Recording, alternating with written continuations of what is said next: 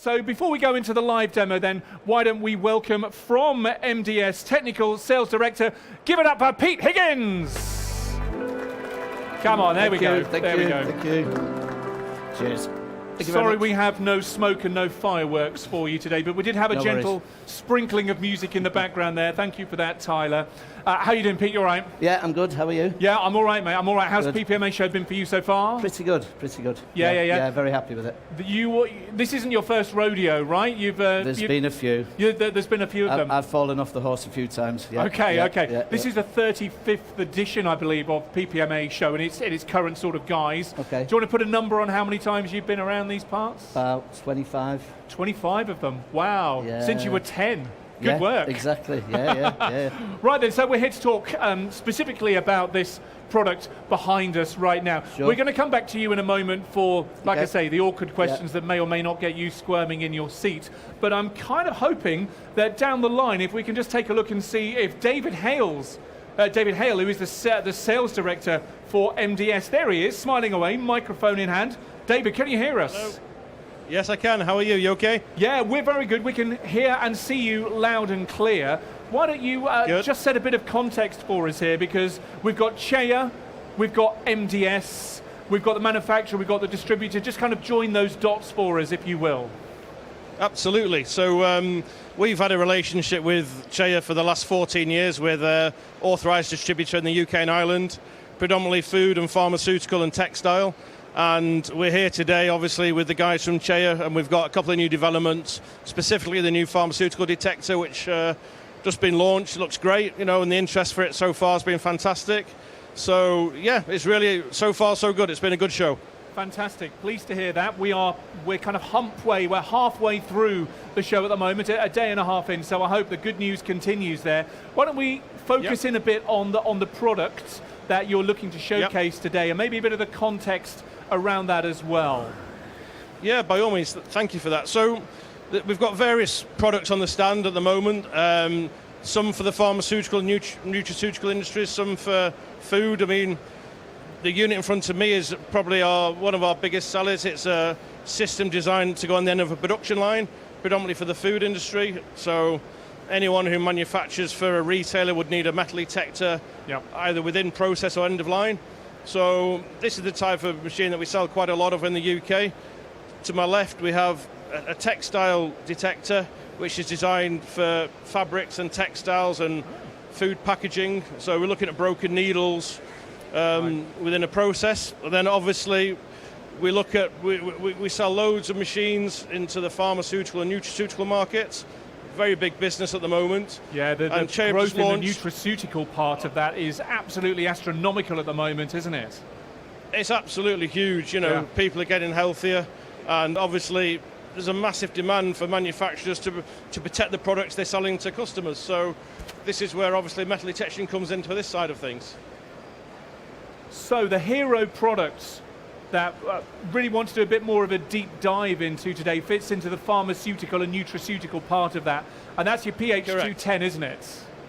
Yes, it is. So I'll hand you over to my colleague, Gianluca, who's one of the product specialists for CEIA, and obviously your colleague's looking at the system here, and I'll just hand over the microphone. Brilliant. Ciao, Gianluca. Thanks, David. Ciao, David. Ciao. How are you doing? Molto bene, grazie. E tu?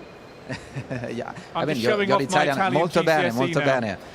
So, I mean, your Italian, it's perfect. Really good pronunciation. Thank you very much indeed, and your English is far better than my Italian. And let's put your English to the use now to chat us through the product that we're looking at right now. We've set the scene just a moment ago with David around end-of-line foreign object detection systems. Just talk us through what it is that we're looking at right here and where it fits into the market right now. Okay, thanks, David. I mean, first of all, I would like to thank everybody for attending the show, PPMA Birmingham. It is with pleasure, that I will continue the initial unveiling of the new unit. It is called THS PH210 metal detector. It is mainly for the pharmaceutical and nutraceutical industry. But as long as you have a product that can fit, with the inspection tunnel, we have application for food as well, candies, for example. Why we go through the main topics and the main key features about this unit, I would like you, to keep in mind one of the main criteria that have been taken in consideration by our research and development department for the new design of the unit, which are sensitivity level, so better sensitivity level. Having a metal detector which is even more immune to any kind of noise, so mechanical and electrical noise. An ergonomic design of the unit, which is absolutely really important. The cleanability of the unit as well. And last but not least, the compliance with the CFR 21 Part 11 standard, which is something related to the data integrity, which is, the data generated by the metal detector. Okay. So from a mechanical point of view, what you may have noticed maybe it is that all the cables are routed inside the structure. This is for sure for cleanability reason. In terms of the ergonomic design, you can regulate the unit, all the settings without using any tools, which is absolutely really important.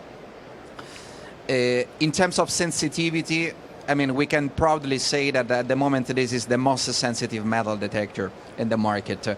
And compared to the state of the art, which is our PH210, it is 50% most sensitive. I guess that the camera is good enough, just to capture, our new HMI, the touch screen.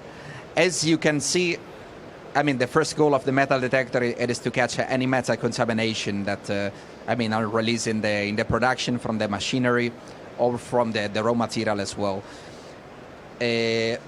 When we talk about metal contamination, we classify 3 different kind of metals: ferromagnetic, non-ferromagnetic, and stainless steel 316. This unit is able to catch 0.22 millimeters for ferromagnetic metal contamination, 0.24 for non-ferromagnetic, and 0.37 millimeter for stainless steel 316, which is actually really impressive, to be honest. So the touch screen, it is something new. It is the first metal detector unit that comes with a 7-inch touch screen. It's extremely robust, and in terms of the user experience, it is absolutely an additional value.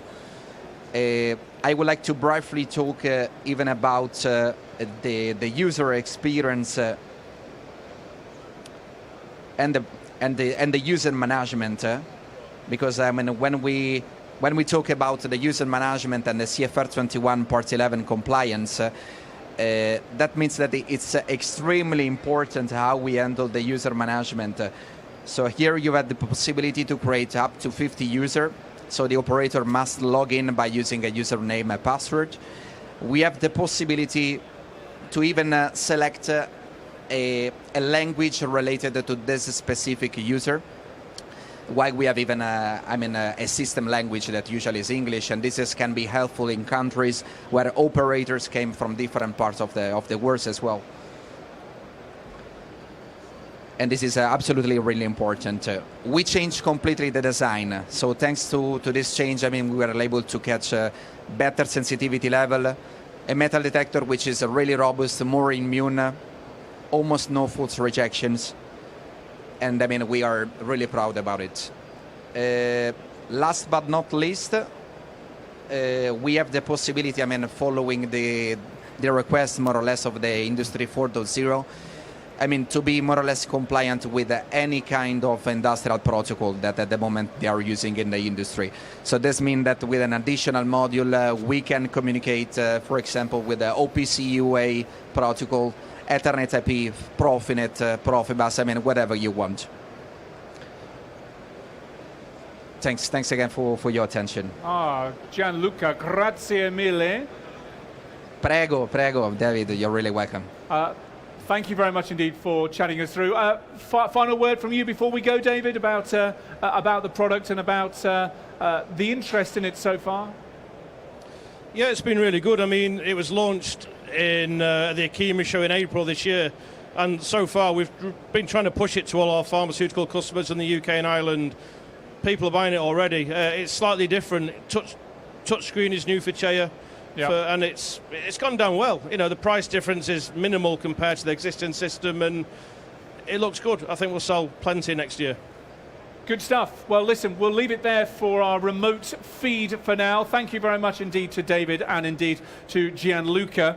We'll come back to the studio now. Pete, you were having a good old watch of that. You are Technical Sales Director at That's MDS, me. the Yeah, distributor, as we learned, for the chair equipment and indeed for the PH210 there. Just go over us one more time, so some examples of the types of products that we would see feed through this system and therefore the types of industries where we would see this most applicable. So typically tablets, capsules would feed through. Depending on the size, we can have throughput rates of, up to 100,000 an hour going through. And as John Luca showed there, we can detect as at 0.22 ferrous, 0.24 non-ferrous, 0.37 stainless steel. So when the product passes through the metal detector, if we get a detection just after the detection head, part of the mechanism is a reject area, and a flap drops down very quickly, and the contaminated product drops down underneath into the small container. So then the customer is totally safe that the contaminated product is away from the stream. I can see very quickly as well because it's there. transparent. Very good levels of sensitivity, and with those throughput rates, it's a real bonus to production. And in terms of throughput rates, is there a metric associated with that? It depends on the size of the capsule, really. Of course. But also nutraceutical. So sales, like you touched on there with David, nutraceutical sales are through the roof. Absolutely incredible. So particularly since COVID, actually, people are taking more supplements and all the rest of it. So this is doing very well in the nutraceutical market. And you talk about the different markets there, pharmaceutical, nutraceutical, obviously very closely intertwined, same sort of product capsule package. Is there a single version of this? Are there different versions of it to cater for different size of product that you're looking to? So we can do different things, like I say, depending on the market. So for typically capsules can, at a fast throughput rate, they can generate static electricity as they go through the system. So in that instance, we use a different type of product chute, an anti-static chute, which takes the charge away. So we can run. That's why we can run the fast throughput. We don't get any electrostatic build-up. Also, for certain types of products, they may be quite dusty. And for instance, say if they're an antibiotic, then you don't want the operators inhaling the dust, because then they'll be immune to the effects of that antibiotic if they ever needed it themselves in real life. So we have a wash-in-place system. So the unit is more sealed than we see there, and we have water connected to it, so we can wash everything through. So it's dust tight and watertight. There's going to be an IPX sort of rating. IP69K. Okay, which is the highest rating we can get. So we take the when they need to take it apart to clean it, because we've run water through to clean, we've taken away the chance of any dust flying around, them inhaling anything, this type of thing. So it's another option with the design, and it just makes it that much more user friendly. Sharpen your pencils for any questions. We're inviting questions.